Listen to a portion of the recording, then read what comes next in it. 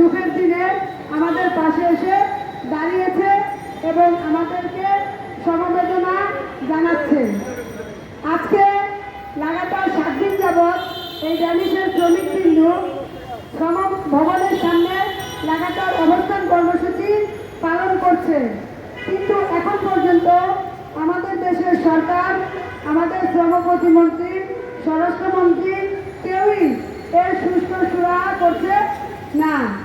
এই ড্যানিশের মালিক কতটুকু কালপিট দিনের পর দিন শ্রমিকদেরকে বিভিন্নভাবে নির্যাতন চালিয়েছে এবং ঠকিয়েছে।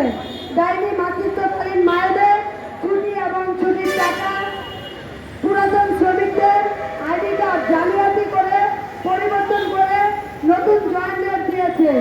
ডাইনি সার্ভিস বেনিফিট, ডাইনি তাদের বাৎসরিক ছুটি অথবা ছুটির টাকা, বিভিন্ন ধরনের সুবিধা থেকে এই শ্রমিকদেরকে বঞ্চিত করেছে। আজকে এখানে আন্দোলনমুখী করতে বাধ্য করেছে।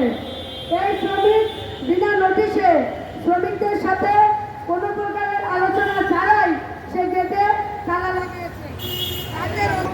রাতের অন্ধকারে চোরের মতো কারখানার ভিতর থেকে মেশিনারি সরিয়ে দিয়েছে, বদলে দিয়েছে তার নিয়মিত সিকিউরিটি। সেই সিকিউরিটিরা এখন বর্তমানে যে সিকিউরিটি আছে তারা জানাচ্ছে তারা বিশ্বাস পার্টির মালিকের নিয়োগকৃত সিকিউরিটি। কিন্তু এখানে যখন শ্রমভবনে আমরা মিটিংয়ে বসি তারা বলতেছে মালিক কারখানা বিক্রি করেনি। শ্রমিকরা বারবার প্রমাণ দেওয়ার সত্ত্বেও তারা এটাকে মিথ্যা প্রমাণ করার চেষ্টা করছে, চালাচ্ছে বিভিন্ন ধরনের ষড়যন্ত্র। সাথে রয়েছে আমাদের কিছু আমলাতন্ত্র লোকজন, রয়েছে প্রশাসনের হুমকি দামকি, এলাকার সন্ত্রাসীদের হামলা।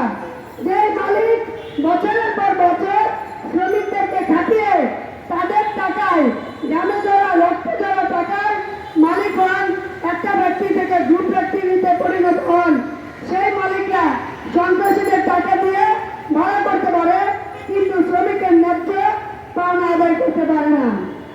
আমরা শ্রমিকরা ড্যানিশ মিউজিয়ামের শ্রমিকবৃন্দ এবং বাংলাদেশ গভর্নমেন্ট ও সহায়তা শ্রমিক ট্রেড ইউনিয়ন কেন্দ্রের নেতৃবৃন্দ আপনাদের হুঁশিয়ারি দিয়ে বলতেছি, যত তাড়াতাড়ি সম্ভব 25 তারিখে করা চুক্তি বাস্তবায়ন করুন এবং বেআইনিভাবে বন্ধকৃত কারখানা খুলে দিন। অন্যথায় এই শ্রমিকরা কতটুকু আন্দোলনমুখী হতে পারে তা আপনারা দেখবেন। প্রধানমন্ত্রী বরাবর এবং আমাদের শ্রমমন্ত্রীকে দৃষ্টি আকর্ষণ করে বলছি, এই 1000 শ্রমিকের পাশে দাঁড়ান।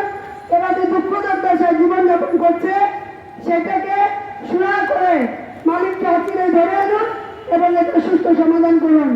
এই আহ্বান